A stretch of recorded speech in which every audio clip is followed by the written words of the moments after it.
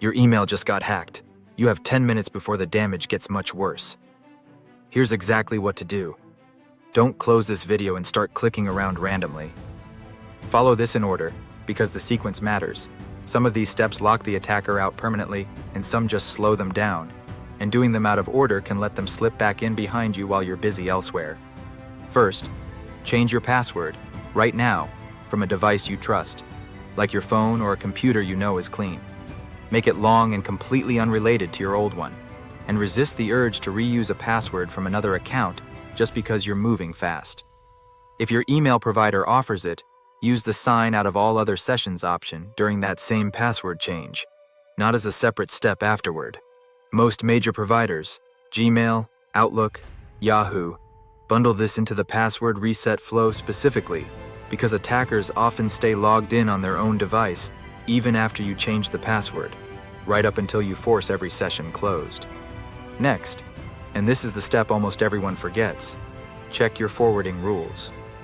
Attackers who get into an inbox frequently set up a rule that quietly forwards a copy of every email, or just the financially interesting ones, to an address you'll never notice unless you go looking for it yourself.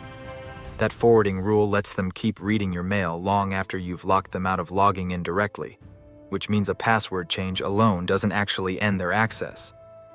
Go into your settings and look specifically for forwarding, filters, or rules, and delete anything you didn't personally create.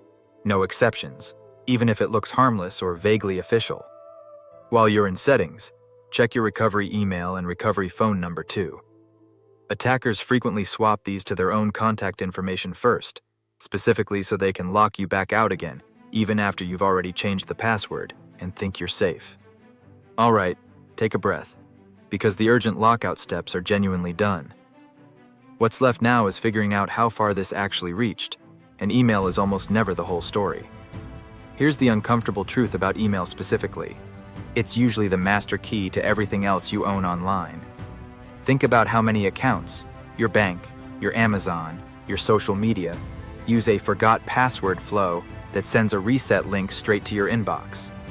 Whoever controls your email can use that single account to reset the password on dozens of others, one after another, without ever needing to guess or crack a single one of those other passwords directly.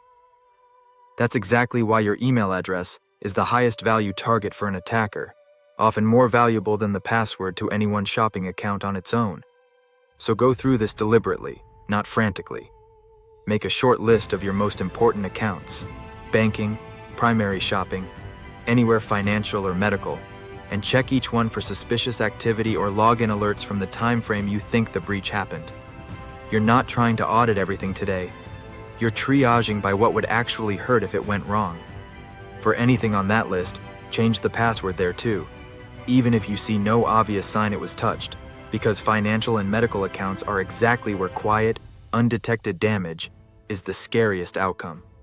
Once the fire is out, don't just walk away with a new password, because a new password alone is the same lock you had before, just with a different key. If your email provider offers passkeys, set one up now, since a passkey isn't something you can be tricked into typing into a fake site. It's tied to your specific device and effectively can't be phished the way a password can. If passkeys aren't available yet on that provider, turn on multi-factor authentication using an authenticator app rather than text messages if you can help it, since SMS codes can be intercepted through a SIM swap. Either option means a stolen password alone is no longer enough to get back in, which is the actual goal here, not just a fresher-looking password. Now, how did this happen in the first place? Because understanding that changes what you do next. In most cases, it's not some Hollywood hacker cracking your specific password one character at a time. It's credential stuffing. Attackers take a giant list of email and password pairs leaked from some completely unrelated breach and run that list automatically against thousands of other sites, betting that you reuse the same password somewhere. It's a numbers game running at machine speed, not a targeted attack against you personally. Breaches feed those lists constantly, and you don't have to look far for a recent example. Assurance. America's breach this year exposed personal records for nearly 7 million people after attackers compromised a single employee's login credentials. That particular incident didn't leak consumer passwords, but plenty of other breaches absolutely do. And it's exactly that kind of leaked email password pair that fuels the credential stuffing attack that likely got you here today. Your email got hacked not because someone targeted you specifically, but because a password you used years ago on some other site ended up on a list. Go to a site like Have I Been Pwned, enter your email address, and see what breaches it's already turned up in. This won't undo anything that's already happened, but it tells you precisely which old passwords are floating around out there. If you recognize a password from that list as one you're still using anywhere else, change it now too, even on accounts that feel low stakes, since a throwaway account with a reused password is exactly the kind of foothold that leads back to something that matters. Let's make sure this specific scenario doesn't happen to you again, because the actual fix isn't complicated. It's just something most people keep putting off. Get a password manager, a real dedicated one, not just your browser's built-in save feature, and let it generate a unique, random password for every single account you own.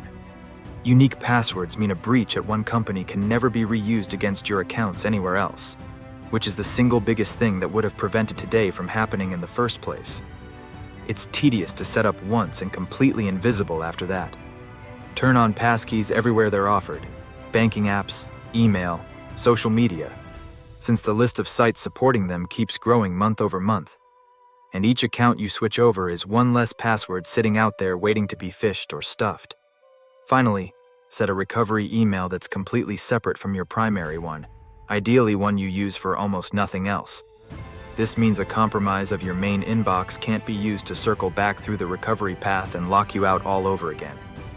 If this walkthrough got you back into your account today, you're in good shape, and the password manager and passkey steps are exactly what turn today into this never happens to me again.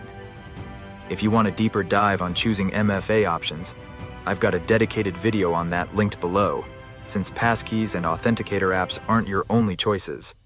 Subscribe if this kind of calm, step-by-step help is useful when things go sideways. That's exactly what this channel is built for. Drop a comment with which step in this video you hadn't thought to check. Forwarding rules trip up more people than anything else here. Thanks for watching. Stay secure out there.